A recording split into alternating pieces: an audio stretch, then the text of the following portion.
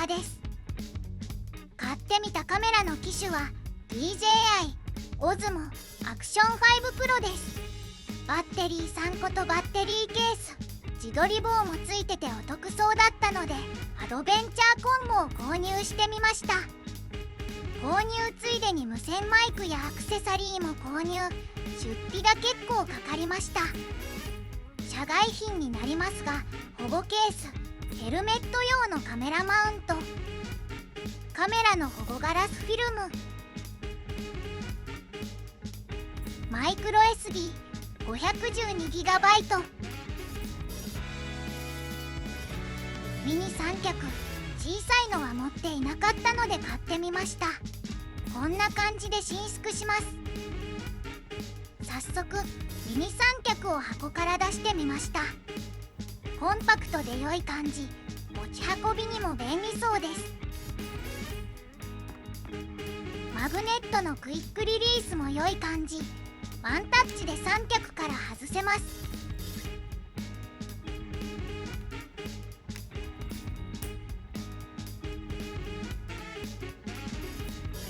カメラのヘルメットマウント、後でヘルメットに装着してみます。それでは本体カメラの開封。長い自撮り棒やバッテリーケースが入っているのでちょっと箱は長めです。梱包はしっかり丁寧な感じ。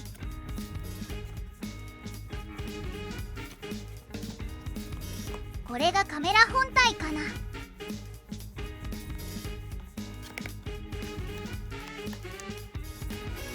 乾燥剤が入っていました。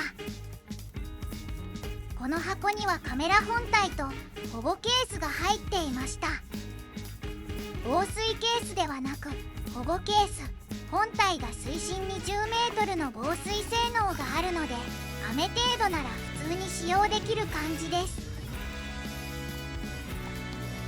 もう一つの箱には粘着テープのカメラ取り付けベース、タイプ C の PD 規格対応ケーブル、多機能バッテリーケース、それとステッカー。バッテリーケースの中に3個バッテリーが入っていました。 1.5 メートルまで伸びる延長ロッド。袋から出して確認。購入した後から気がついたのですが、近いうちにアクション6が出るそうです。最新機種を買った気分はわずか3週間でした。笑い。この動画をアップした頃にはアクション6が発売されていそうです。とは言っても本格的なアクションカメラはこの機種が初めてなので、アクション5だろうが6だろうが同じ新鮮な気持ちには違いはありません。昔買った安いアクションカメラはおもちゃみたいなひどい性能でした。長い延長ロッド、今のところおっちゃん的に用途がないかもしれません。付属の説明書は簡易的な感じでした。 DJI のサイトからユーザーマニュアルがダウンロードできるので後でダウンロードしておこう。多機能バッテリーケース、同時に3個のバッテリーを充電できます。満充電だとインジケーターランプは緑色に光ります。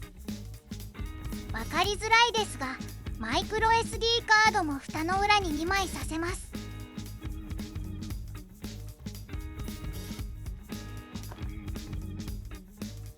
これでもなんとなく理解できますが、日本語ではないのでユーザーマニュアルをダウンロードしましょう。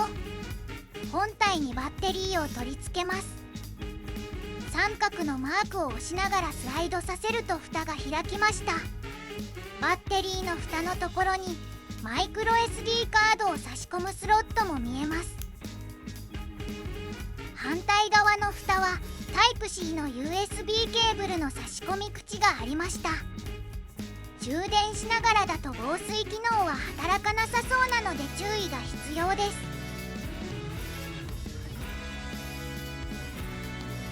バッテリーを取り付けると言いながら取り付付けせずに蓋を閉めていました。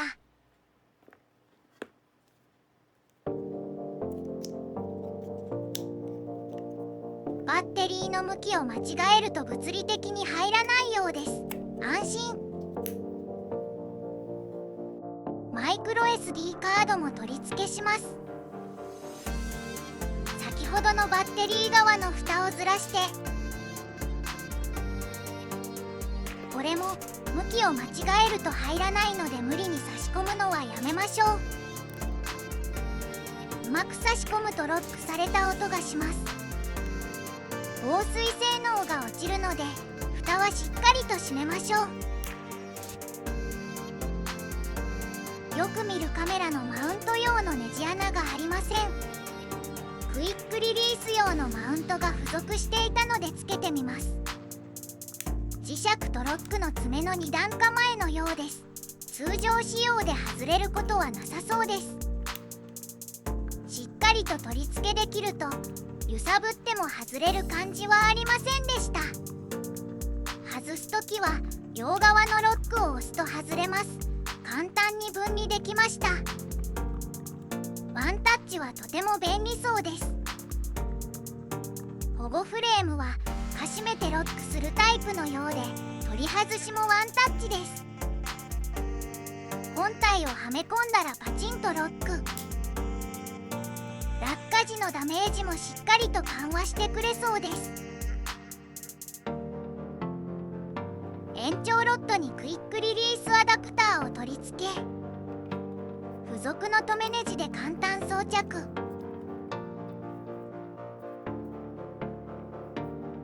保護フィルムは剥ぎます。グリップのテーブによくあるカメラの4分の1インチのネジ穴があります。他のカメラのオプション品が取り付けできそうです。それでは装着。パチッとワンタッチ。保護フレームを装着すると縦向きにも取り付けができるので、縦長の動画も撮影可能です。おっちゃんの撮影する動画にもバリエーションが増えるかもしれません。長い延長ロッドは 1.5 メートルになるそうですが、伸ばして何を撮影しよう。そのうち何かに使えるでしょう。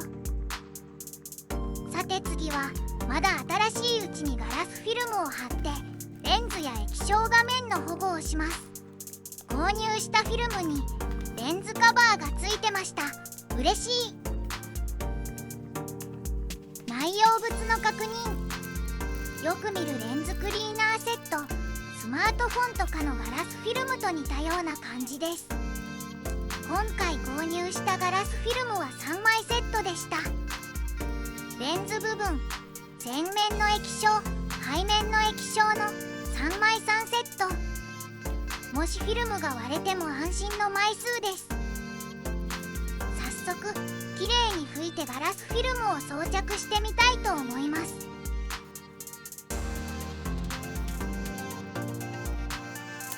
ちぎれました。おっちゃんのどんくさいスキルが発動いたしました。仕方がないので無理にこじ開けます。とても面積が小さいクリーナーが出てきました。でもまあカメラの液晶も小さいのでちょうど良いかもです。背面の液晶用ガラスフィルム、一番大きいフィルム。ホコリが入らないように慎重に。早くもホコリがついていたのでマスキングテープを使ってホコリ取り。3M のマスキングテープはのり残りがないのでホコリが取りやすいです。時間が経つとホコリがつきます。素早い作業が成功率アップ。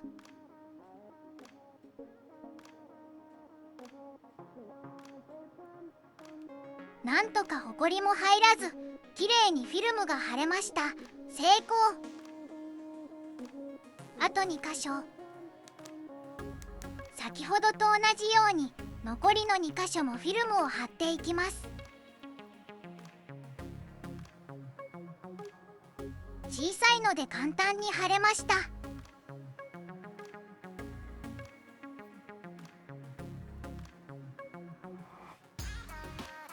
空気が入りましたがうまく抜けたようです。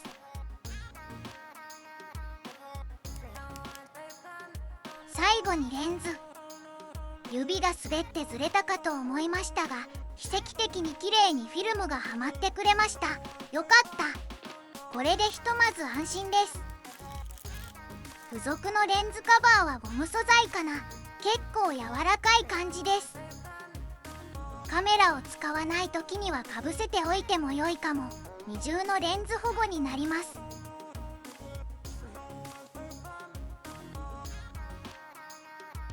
ここでやっと電源投入。電源ボタンを長押し、少し固めです。 DJI のロゴが出てきました。使用言語を決めます。他の言語は読めないので日本語に。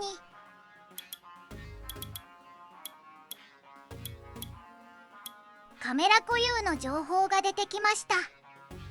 表示された QR コードを読み取ってカメラを使用するための初期設定をしました。最新の状態にするためファームウェアのアップデート。携帯の DJI アプリからダウンロード、インストールができます。無事に最新のファームウェアに更新されました。見づらいですが更新完了となっています。更新が完了したので設定もそこそこに試し撮りをしてみます。アクション5 Pro の設定画面はこんな感じになっています。細かな感じで設定できそうです。専門的な項目もあるので慣れてきたら使ってみます。というか使いこなせないかも。写真や動画の撮影モード何種類かあるみたい。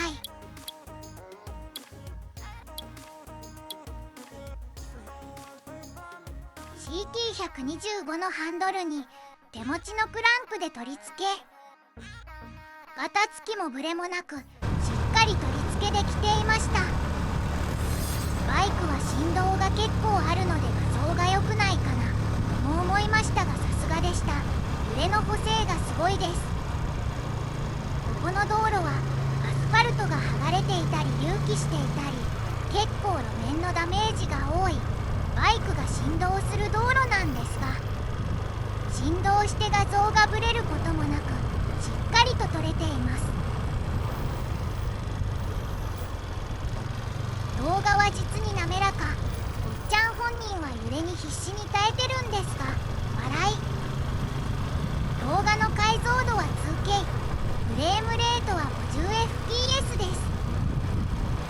すが動画を編集する際に解像度 1920×1080、 フレームレートは 30fps に設定しているので YouTube で見ると荒い感じに見えるかもしれないです。おっちゃんのオンボロパソコンではこの処理が限界なんです。ごめんなさい。せっかく新しくカメラを買ったのに処理が追いつかない事態が発生してしまいました。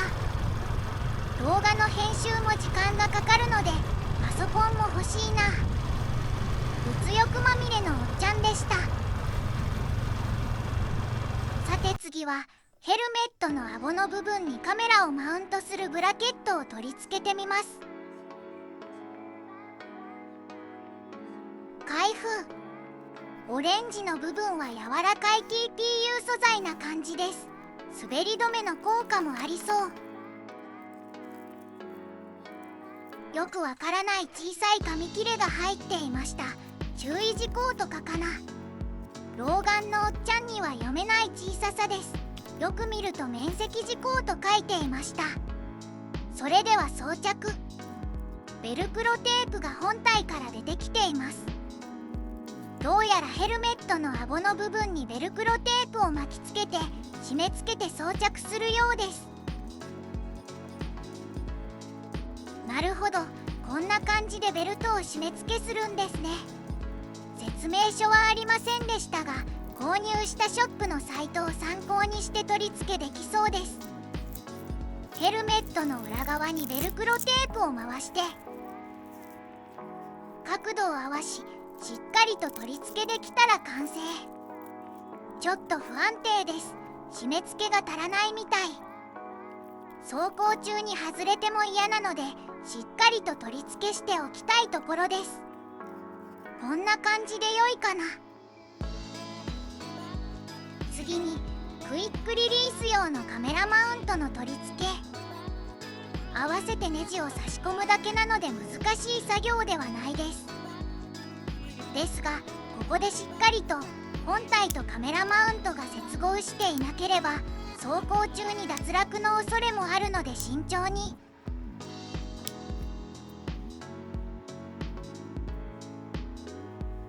カメラマウントは2種類付属していたので長いタイプの方を使用してみます。しっかりと装着できました。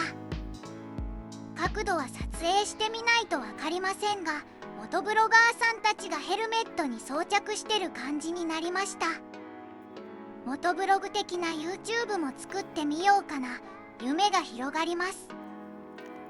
あとはしっかりとネジを締めたら撮影開始です。